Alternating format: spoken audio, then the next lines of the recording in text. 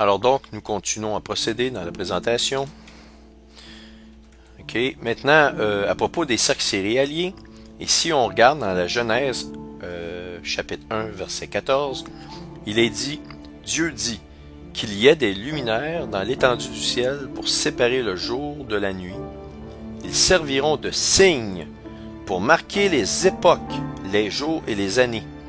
Alors, des signes pour marquer les époques, eh bien, sachez qu'il y a eu une époque pour la création, il y a eu une époque pour le temps de la loi, il y a eu une époque d'avant le déluge, d'après le déluge, et il y a aussi une époque qu'on appelle les temps de la fin, qui est vraiment bien décrit dans la Bible. Je crois que 30% des Écritures sont dédiées au temps des derniers jours, et ces derniers jours-là, ce sont les temps modernes dans lesquels on vit actuellement, vous et moi. Et il n'y a aucun doute que nous sommes dans les derniers jours actuellement sur la planète Terre. Et contrairement à ce que plusieurs personnes vont dire, on ne parle pas de la fin du monde, on parle de la fin des temps. On vit actuellement depuis la crucifixion de Jésus sur le temps de la grâce, avant sa crucifixion, et on était sur le temps de la loi. Et lorsqu'il est mort sur la croix, Jésus a dit « Tout est accompli ». Il parlait à son Père Céleste qui est l'Éternel.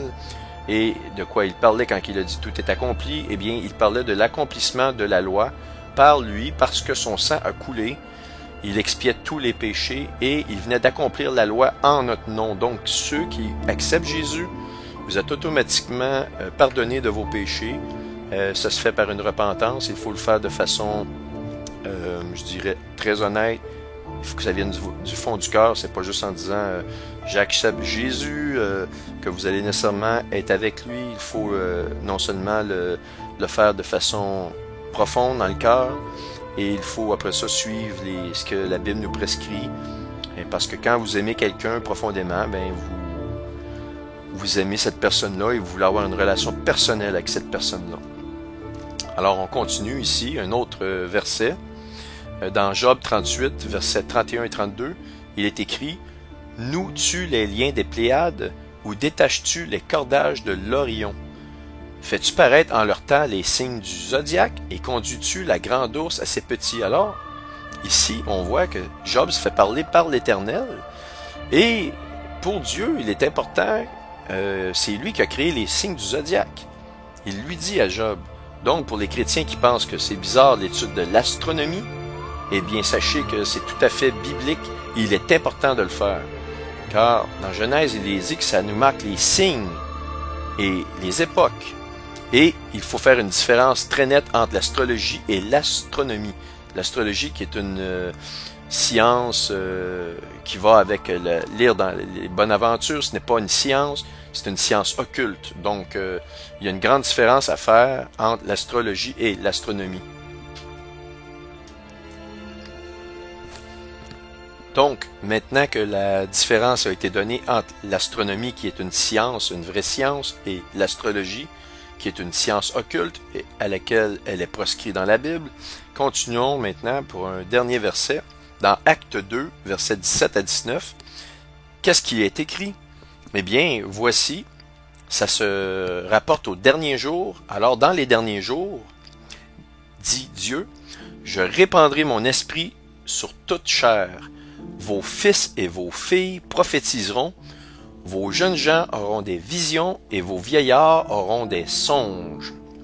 Oui, mais sur mes serviteurs et sur mes servantes, dans ces jours-là, je répandrai de mon esprit, et ils prophétiseront.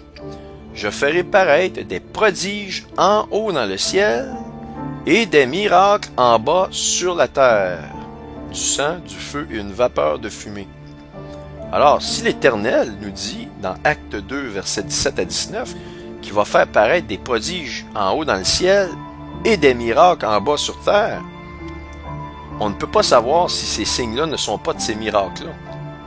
N'oubliez pas qu'on parle d'anges et d'anges déchus. Les anges sont ceux qui sont restés avec le Seigneur. Les anges déchus, c'est ceux qui ont quitté le Seigneur pour aller se joindre du côté de Satan.